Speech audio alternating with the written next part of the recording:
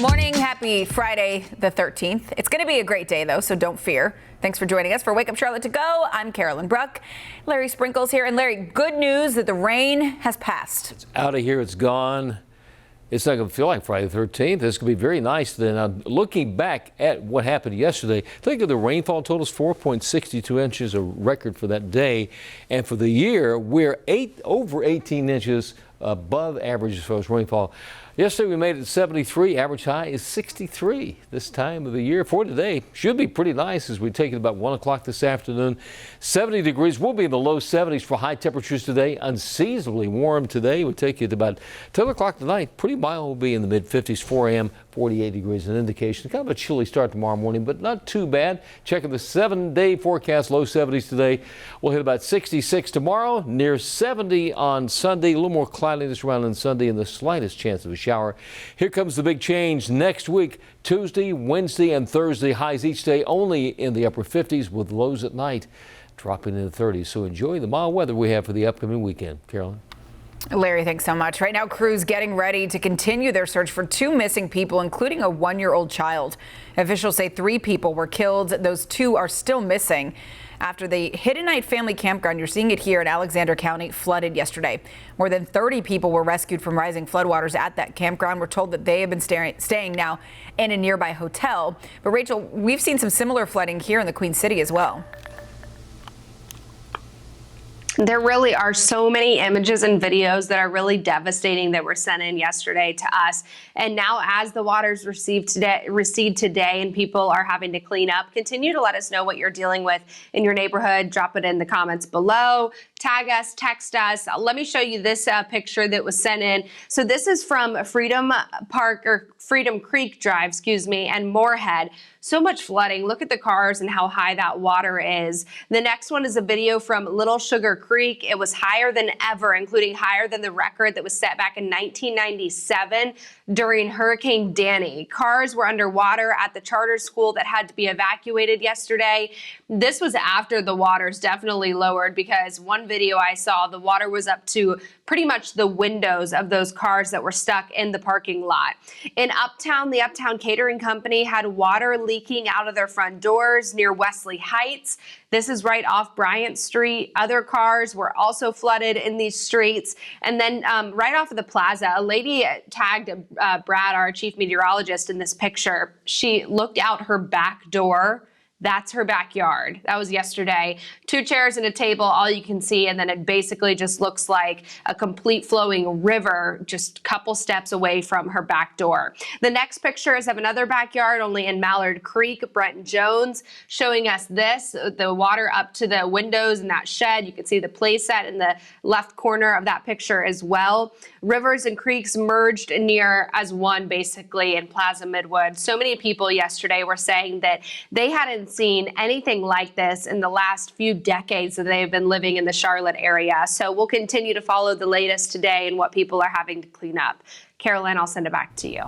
Rachel, thanks so much. Now to the top stories of the day in your morning rush. 6 people, including 2 police officers, have been shot at a nightclub in Gastonia. It happened at Remedy's nightclub on Union Road. We're told officers were trying to break up a fight around 11 o'clock last night when they were shot. All of the victims are expected to be okay. That's the good news. 2 suspects, you see them right there. They're now in custody. Alonzo Hamilton and Alan Slaughter. Their bonds are set at $1 million.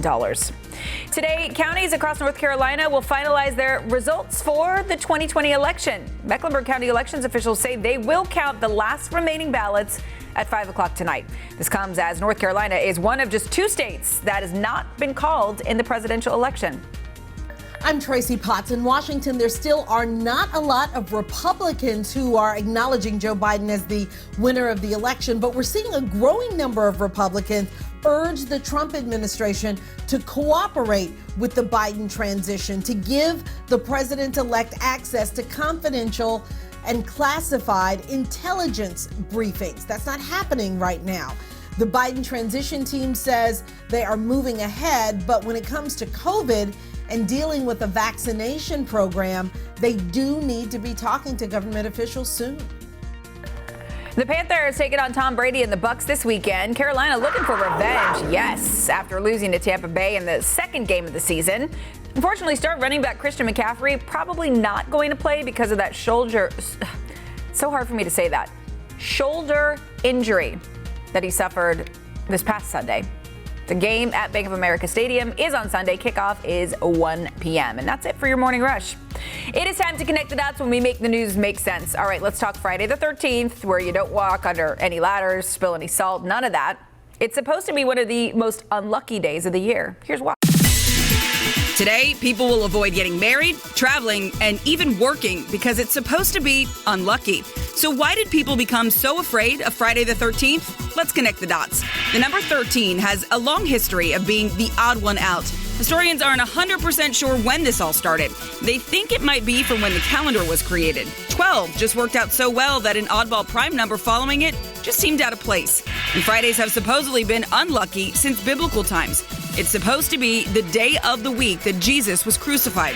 So when the two collide, a lot of people think it's a recipe for disaster, which is just bad news since any month that starts on a Sunday will have a Friday the 13th. And that's connecting the dots. By the way, Friday the 13th costs businesses an estimated $800 million a year because so many people are scared to do anything. Isn't that crazy? Now to some stories to keep your family safe and sound today. Now is the time to knock out your Thanksgiving grocery list. Stores say they're prepared for a rush of customers, but they don't expect the shelves to look as empty as they were in the spring. Harris Teeter and Publix once again putting purchase limits on things like paper goods, hand sanitizer, cleaning supplies. Experts say that those will be in effect, those limits, at least through the holidays. Do you get annoyed when people stare at their phones during concerts, or maybe they're filming the concert, they're watching with their phone? Turns out you're the one who's missing out. A new study found that using your phone during events actually makes you enjoy them more. I don't know, researchers are saying people who are taking pictures or posting about an event had more fun than the people who kept their phone in their pocket. What do you think? Do you have your phones out at a concert or football games? Does it annoy you? Let us know. Use the hashtag WakeUpCLT. And we want you to make sure that you watch us every morning. We don't care if you have your phones out, but just join us every morning starting at 4:30 a.m. on Wake Up Charlotte. Have a great weekend.